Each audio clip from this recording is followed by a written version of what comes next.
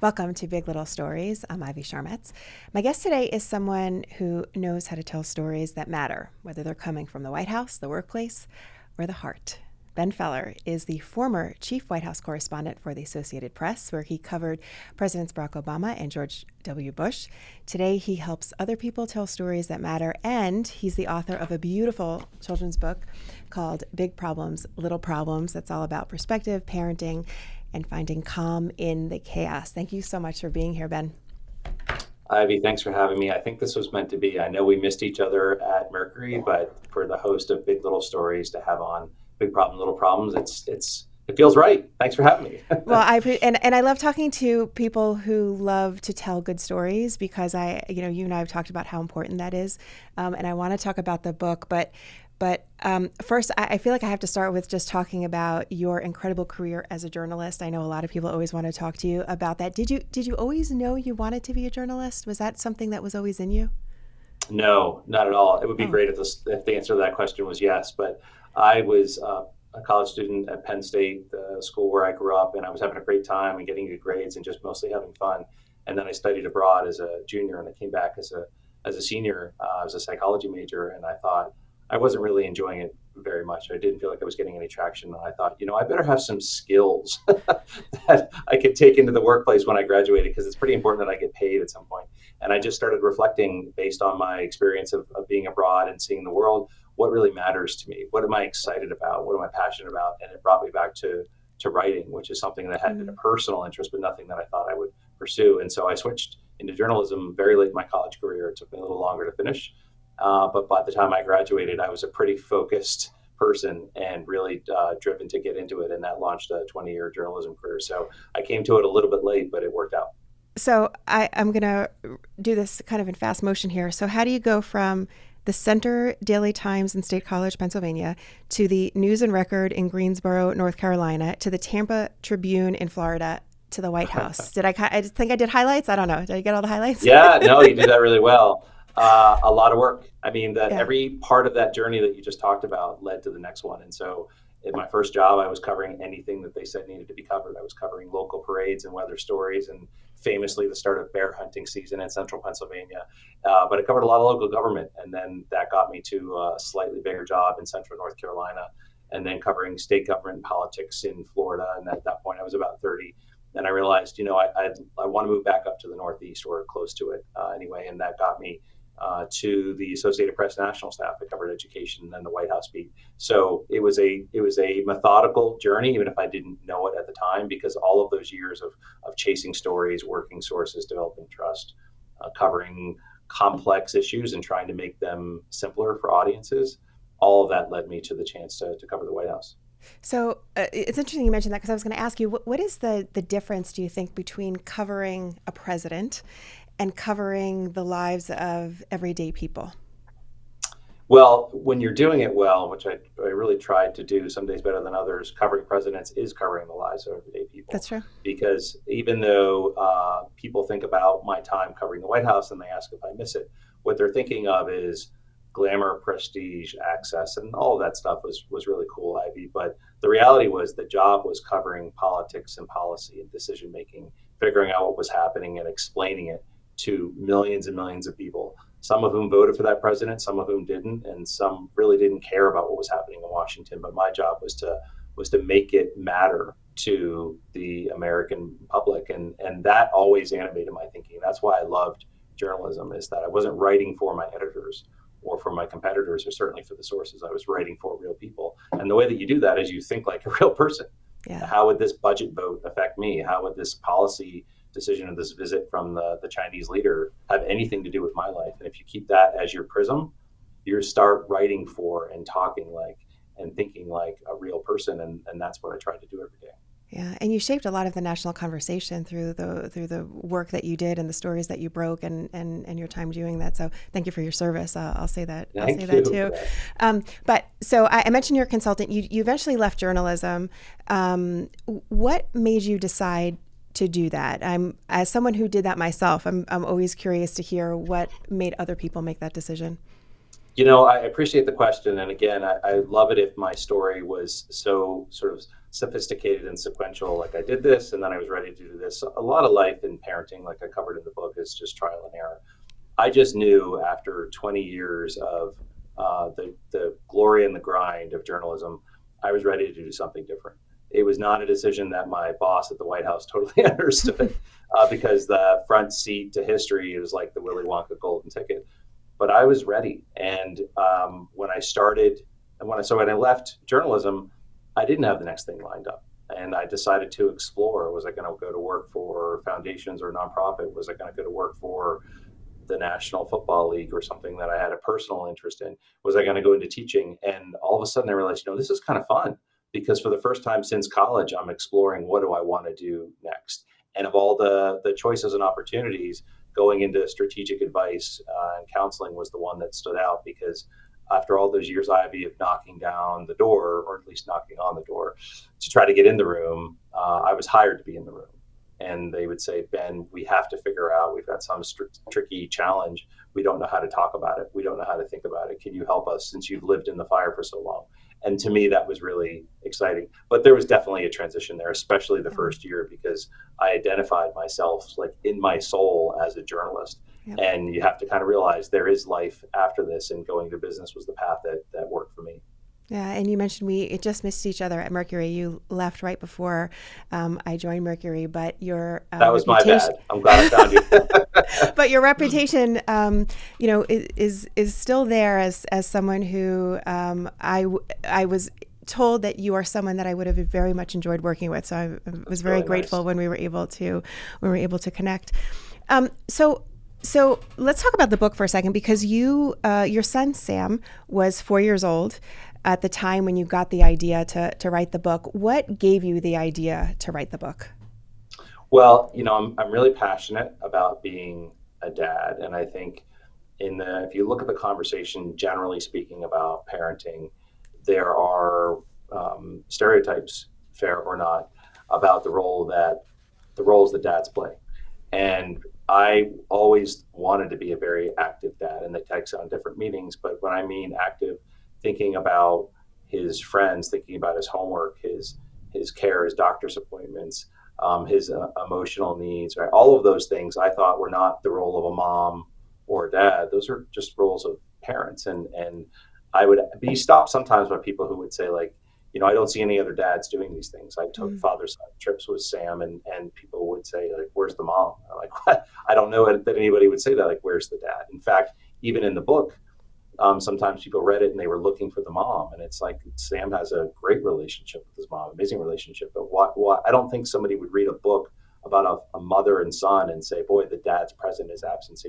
It's a weird thing for me to think about. So that was always in the back of my mind. And then when Sam and I would just have a pattern of helping him. I would try to help him solve problems by making them small. My instinct was to try to solve the problem myself, because I was always in a hurry. I'm still in a hurry. But I realized, if I fix the thing or say, don't get frustrated here, I'll just do it, it's not helping. It's only helping in the moment. But he's looking at my frustration. He's not learning anything from me. So I got down on one knee when he was really small. So we would look at each other eye to eye. We'd take a few deep breaths, because I know my son, and I just knew he needed to calm down. And then I would say, what's the problem? And he'd say, I can't figure out how to zipper my new sweatshirt. And so I'd say, you got to line up the grooves and see how that goes. And then he would smile, and then I unzipped it, and he got sad again. Why did you do that? You fixed the problem. I said, I want you to do it. And so he did it, and then he smiled, and I gave him a hug and a handshake, and he's like, what now? I'm like, that's it. Let's go. Don't you feel better? And so after a while, I'd say, is this a big problem or a little problem? And he understood the difference between those. And eventually they weren't problems at all, because he was doing it himself. And so over and over again, we did this. And I didn't think I had discovered anything. It was just what worked for us, until, Ivy, the day that I was stuck in traffic trying to get through the Holland Tunnel, and the light turned green, and we didn't move over and over again. And I could almost see my apartment in Brooklyn, but I couldn't get there. And I got so frustrated, and for a moment, I almost forgot that my son was in the car seat, and I just let loose with a string of profanities. And he goes, whoa, Daddy. And I looked in the rearview mirror, and he goes, and I could see him do this. I could still picture him. He said, don't get frustrated. Is this a big problem, a little problem? Wow. And I thought, what a marvelous moment as a dad that he was listening, processing all the time, and how lucky am I that he taught it back to me Yeah. in that moment. And so that's when I decided to write the book, because I just felt that there was a lesson in there for other parents about how we can teach our kids, but also listen and learn from our kids. And I read somewhere also that um, one of the things that you like about the book is that it kind of captures this time in your son's life, right? He was around 4 when you were writing it, and that you sort of have this book to preserve those moments. Talk to me about that. That kind of it's a very special added bonus, I think, of the book too for you. Yeah, it's strange to be nostalgic about something that's still happening in real time, like talking with you about the book, and it's only a couple of years old, but he's changed so much. Yeah. He will turn 14 this summer, so we're talking about 10 years since the original idea. And he's, as a parent, you do start to think about these previous chapters when he didn't mind that I hugged him, that I wasn't just embarrassing kind of by talking or being around his friends, although I work on that really hard. But I did, when somebody asked me during this process, what's your goal? What are you trying to accomplish? Which is the right question, and something I talk about with clients all the time when they have something that's bothering them or they're moving in 5 different directions. I'm like, just tell me what your definition of success is. What problem are you trying to solve, or what's the dream that you want? I said, I would love it if the book gets published and it's illustrated beautifully, and I could hand it to my son, and one day we walk around the corner to a local bookstore and it's there, maybe even in the window. And all those things happen. And so I have to remember that too. Like, that was a really personal but also professional goal I had. Like, this is something I want to do. Also tied into the pandemic and how lonely and stressful everybody was when a lot of this was taking place. And so I feel like, that's a really good goal. And I will always share that with Sam, because we sat at my kitchen table and I put my camera up and we ran a video, and I said, he looked at me to open the box. I said, you open the box. And it was the first time we saw the book. Wow. And he just looked at it, and the first thing he did was, I was just thinking about it, was instead of leafing through it and looking for it, he just looked up at me with this look like, we did it. Isn't that amazing? Wow. It was so fun. And since you mentioned that, and I know you literally just told me before we started taping this, so the illustrations in this book are gorgeous. Tell me how these illustrations came about. Yeah, I'm very fortunate. So the book was published by an imprint called Tilbury House, and they're part of the role of the publisher is to find the illustrator. So they sought out a woman named Merce Lopez, who lives in Spain, who had illustrated other books for their imprint. And she was interested. And it was really a learning process for me, because I've been in communications now for over 30 years, but I had never gone through this process. And so as a journalist, I had lots of questions, more than they liked. And I basically said, what happens now? And they said, we have to find the illustrator. And in so many words, now you wait patiently, because it takes a while. She had to finish a couple other projects. But so there was a long period where I was sort of not seeing or feeling any action, but she was quietly working through her own process. And she used a bunch of photos that I had collected and kind of curated for her of different ways that to show Sam's life in school and with me.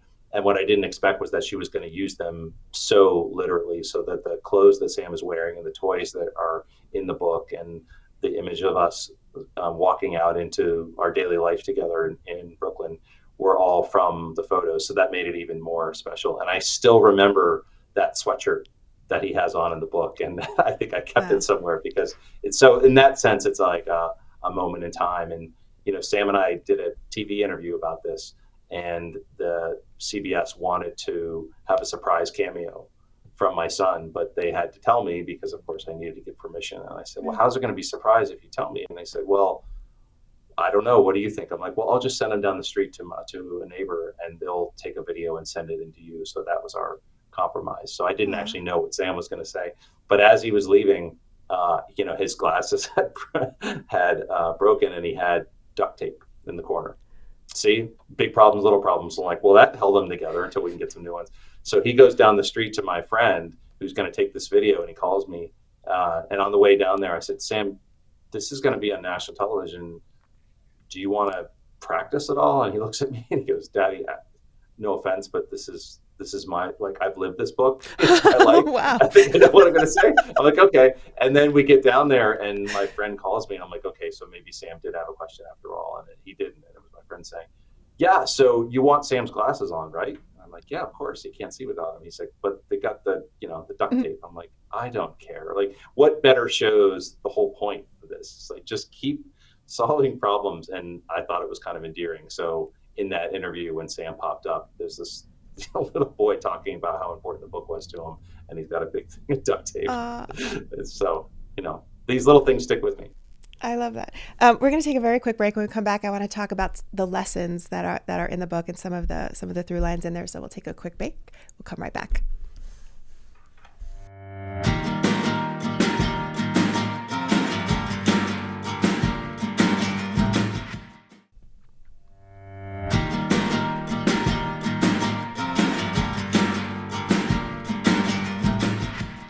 Ben, one of the kind of overarching themes in the book is the idea that when things are overwhelming, you kind of just pause, think about it, and before you react. And as someone who worked in a newsroom and you as a journalist to a much higher level, I kind of feel like that is a journalism skill that you developed. Is there an overlap there between what you learned in your professional life and how you were able to teach that to your son? Yeah, maybe I didn't know it at the time, but it's easier to see in retrospect, and I really appreciate you saying that. I mean, I think that a lot of people start their daily life and they have a plan and they live by their calendar. And when something goes wrong, it knocks them sideways and kind of they're off kilter all day. The train is late, they spilled their coffee, the technology doesn't work, all these things that happen. And I think over time, I've just begun to expect those things to happen. And so when they do, you're faster to the solution and you bring calm to a situation that could make other people rattled. I remember covering the White House, and one of the stories that was just so important to the AP was the State of the Union. And I think it was maybe my first time running solo as the chief correspondent on that story. And inexplicably, the State of the Union had leaked. Somebody got a copy of it, 20 minutes early, and just started publishing a story. And so all of a sudden, the president hadn't even started speaking yet, and I was late. I'm like, I can't believe this. And my boss is like, just start writing. I'm like, well, I don't have a copy yet. And so then the White House was embarrassed and scrambled and lifted the embargo and sent out a copy to everybody. And I found out later that somebody in our newsroom, another reporter, was watching me that whole time and said, that was a really crappy situation for you to be in. And certainly not your fault that somehow it got out, but you just handled it with calm. Like, why were you not freaking out? And I'm like, well, it's an interesting question, the why, but I think I've just been preparing for moments like that. It doesn't mean that I don't freak out and I get frustrated a lot, but what's the point? Like the people who win most often, and I say win not just competitively, but take bigger problems and turn them into little ones, are ones that are just ready for those moments. And the more you do it, the more like, okay, let's take a deep breath and just attack it. And so that does affect how I raised my son. And he knows it by now. He knows the story by heart. But I could tell, Ivy, he has a patter to him. And he's like, hey, Daddy. And there's that little lilt in his voice. I'm like, there's a problem right now. What's up, buddy? He's like, it's just that. And I'm like, okay, he's going to get to it. And I guess I'm more ready now. I don't get apprehensive. Like, what's wrong? I only have 5 minutes to answer this. And it's just, no, what's going on? And when you bring the calm, they feel it too. The three things that you talk about in the book are perspective, frustration, and patience. Why those three? So first of all, it's important, I think, for young people to know that frustration it's okay to feel frustrated. It's okay to understand what frustration is. It's life often does not go your way. The challenge is not how do I prevent that from happening? It's what do I do about it? When this happens, just what we were talking about, what do I do about it? But it's not really helpful for parents to kids, or frankly for grown-ups to each other, to say, don't get frustrated and just leave it at that, or calm down. We all know that that's not helpful and even condescending. So first of all, it's to say, frustration when things don't go your way and you've got that feeling in your chest, it's okay. So let's breathe and figure it out together. And that just makes it smaller. And then, teaching my son about patience and perspective. Patience is, you're not always get something right the first time. You might miss the train. You wait for another. It's not. It's not like your world and everyone else is living in it. You have to be patient for situations around you. And again, over time, the people who can demonstrate patience and grace when everybody else is not are the people that are going to generally be happier and probably be the people that you want to be around.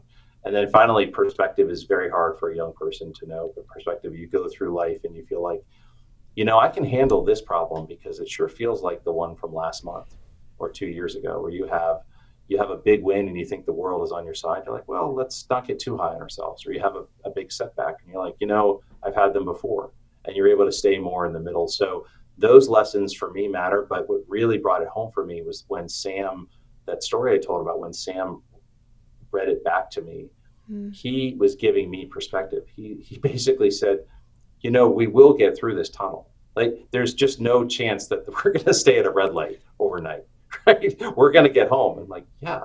So if we're going to get home, like, what's the big deal? I'm with you. We're in a car. We're safe.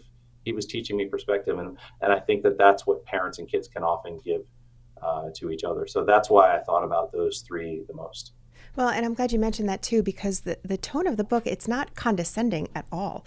It's an approach that's very loving and balanced, because as you said, it kind of goes both ways. You mentioned, when we started talking a little bit about fatherhood and what this book says about fatherhood. What do you want this book to say about fatherhood?